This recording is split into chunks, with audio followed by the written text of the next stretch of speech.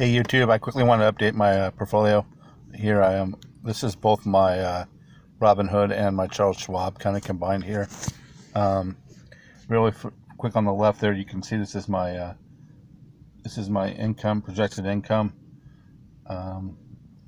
yearly, I believe it is. And these on the here are showing the upcoming scheduled dividends for my portfolio. I know there's others that will be in there, they just haven't been announced yet. So let's go back here. So that kind of gives you my roughly my dividend income per year. It's right around 9,200, somewhere in that range. And so here my overall portfolio actually is about 140K. I'm running the wheel on 5 TNA positions, and so and with that I'm able to make a lot of income off that per week. I would say I average probably close to about $500 a week off those 5 TNA positions. So obviously TNA is a triple weighted stock. It's very risky.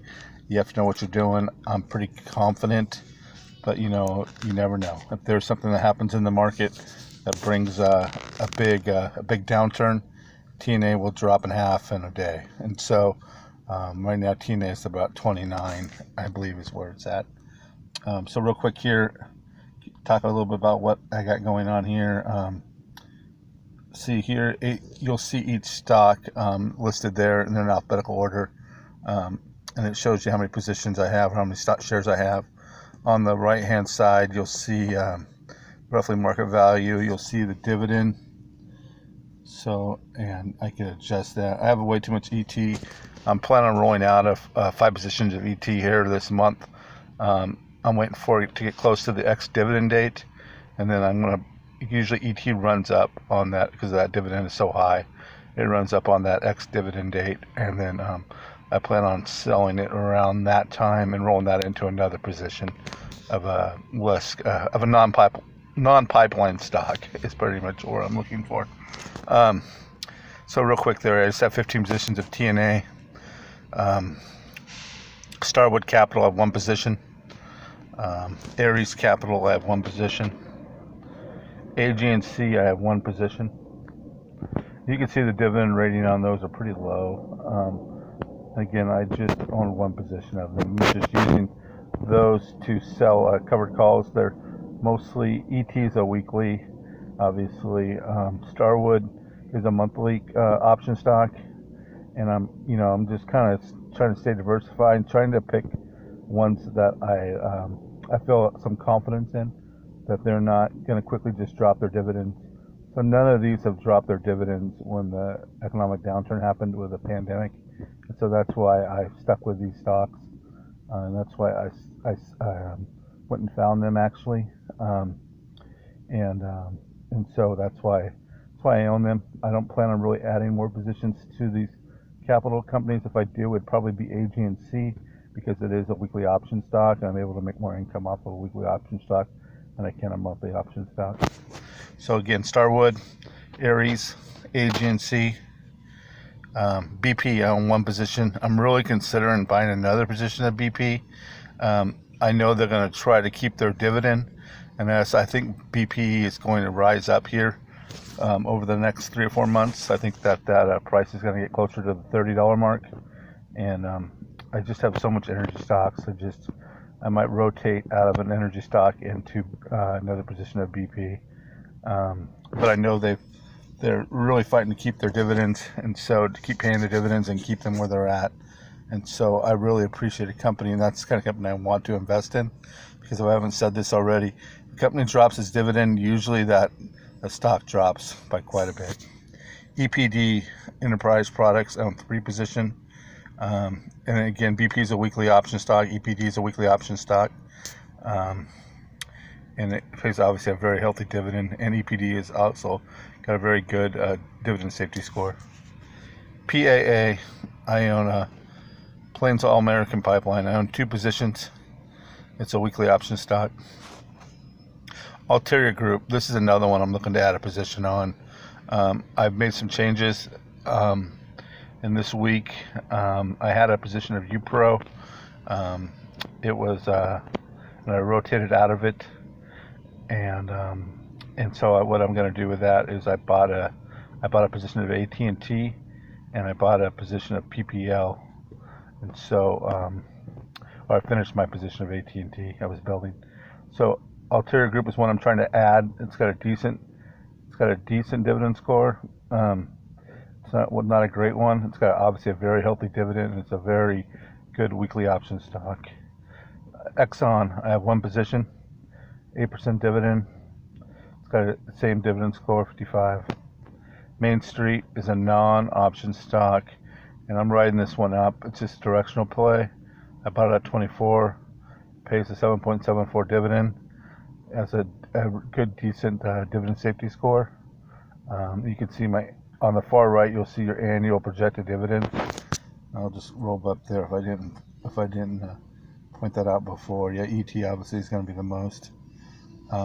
Starwood, Aries, AG&C, BP 250, EPD 534. Yeah, it's a very healthy one. I'll probably add another position of EPD here. It's probably one on my ad list. PAA 144. Utility Group 3036. And then you have Exxon at 348. Have annual income off of that stock projected.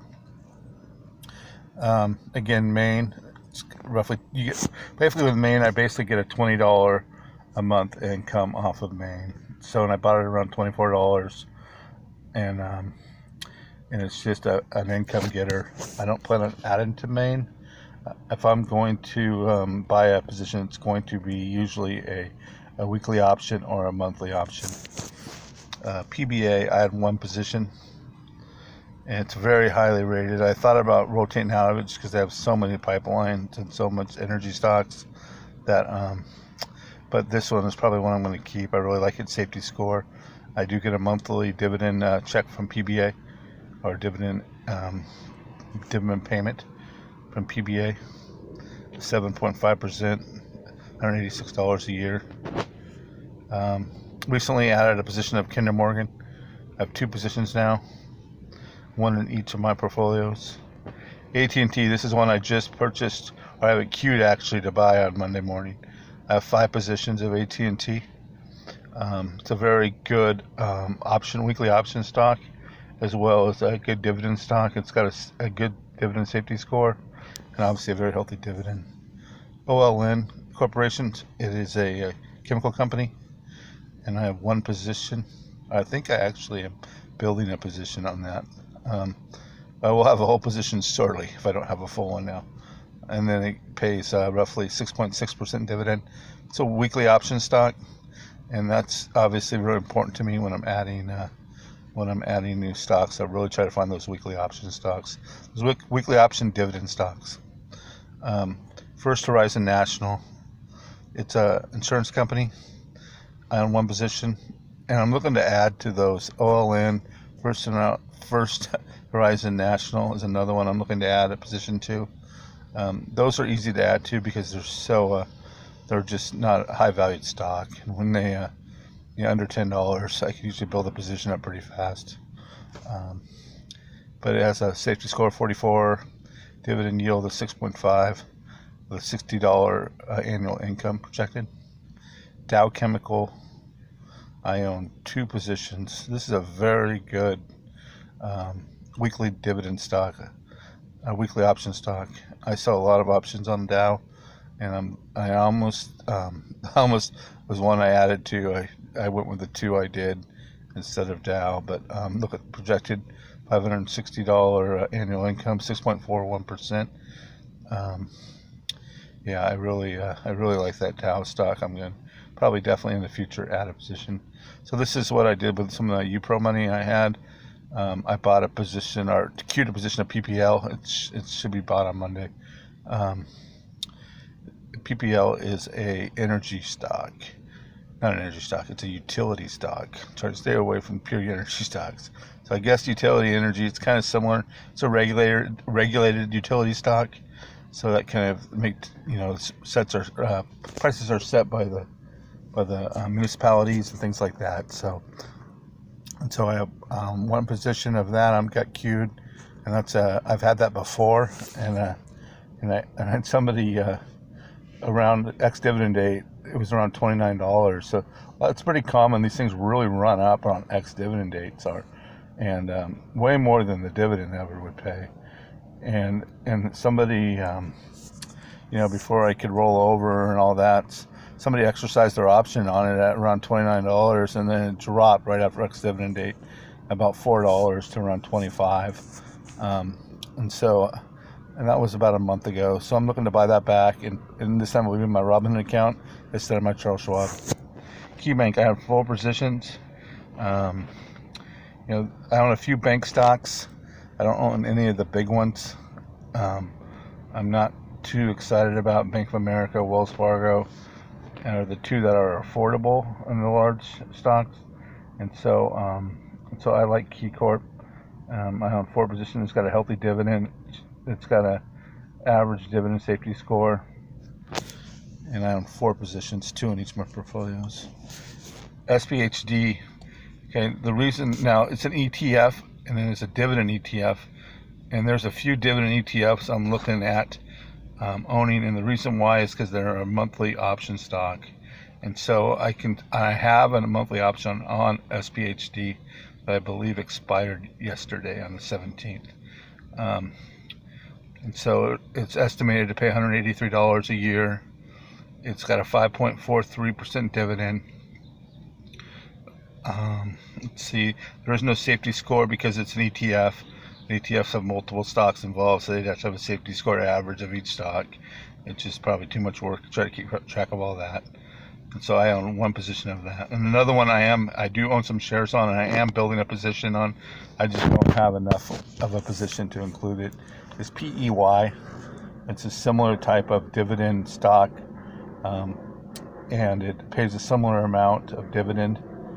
And it is also a monthly option stock, and so I don't know how long I'm going to stay in those, because I could usually roll those into another position of something I can sell weekly options on, and so that's really hard. Like Maine, I just talked about that. It's really a dilemma for me, but right now I'm in it. MetLife, I own 2 positions of, and it is a weekly option stock, and you can see it's got a very good dividend safety score. Southern, I own 1 position of. It is a Southern company, which is a regulated power company. It's got a good dividend of 4.69. It's got a decent dividend score of 65. It's got an income of 256. Pfizer, I own 4 positions of. I saw a lot of options on Pfizer. I will probably add to Pfizer. I'd like to try to diversify into other pharmaceutical companies. But right now, I just can't see one that I could afford that makes sense for me. And so right now, I'm 4 positions of Pfizer. It's a 4.19% dividend, 75 safety score, and a 608 income that is projected. HPQ. 1 position is HP before the split up. I'm thinking about buying HPE, the other half of this. I'm not sure. It is a weekly option stock, and so it does pay a 4.02% dividend. AIG, I own 2 positions of. It's an insurance company, American International. It's got almost a 4% dividend. It's got a 45 rating on its safety score. And it is a weekly option stock, and it is annual dividend is $256 projected. UGI on 1 position of. It's got a great dividend rating. Look at that, 99. That's about as high as it's going to get. That's actually high as it gets. Almost a 4% dividend and $132 a month projected income. It is a monthly option stock. So you can see I do trying to diversify with some safety in some of my dividend stocks. Vicon CBS, this is probably another one I should have added to. I bought it around 17. It's at 25. I believe it's going to go back up to 30 pretty fast as soon as football starts. That's a big reason why Viacom CBS lost all its sports with March Madness, NFL football, and golf to a certain extent, and so with that they lost a lot of their advertising dollars, and so I believe Viacom's going to get back up to $30 to $40 very quickly as soon as football starts. But I own 4 positions. It is a weekly option stock. It's almost a 4% dividend with a 384 annualized income, or projected annual income, for my 4 positions of Viacom. And again, it's a very good weekly option stock. Coca-Cola, 1 position, 3.5% dividend, a good dividend safety score of 80, 164 annual income, and it's a very good weekly option stock. GM I bought. This is basically back in about late February, I was rolling out of crappy dividend stocks, and thank goodness I did, because they all crashed. They all went from $10 to $4, $3, and so they crashed 60%. So I got out of most of those early, but GM I bought in at probably around close to the highest point. It was around $40 a share, I believe, and that's the reason I haven't sold it. It is a very good weekly option stock. They eliminated their dividend back in about April, and so I'm still holding on to it. I'm selling weekly options on it, and I'm still torn. A lot of times, what I look at it is there's another stock out there that's still down. That's maybe not a automobile stock. I really don't want an auto stock anyways right now. Just too crazy. And I say that with all my crazy stocks, huh? But GM, sorry about that. GM is a good weekly option stock, and I believe it's going to go back up pretty fast. But I'll probably roll out of it. I just haven't really pulled the trigger yet, and into a probably something like CBS Viacom, something like that. As you look back up my stocks here, maybe a Pfizer position. I think that might be a good idea. Actually, Pfizer's actually ran up a lot, like $4 in the last 2 weeks. Let's see here. So, kind of a little. When stocks run up like that, I usually don't like to buy them when they're top of their run up. So Pfizer would be a company I would maybe roll that into. Let's see some others here. I just bought some AT&T, so probably not that. Let's see, Exxon, probably not. Ulterior Group definitely would be. I wouldn't be able to get a full position, but I would be able to get 2/3 of one, and then I could just fill it in over time, selling options.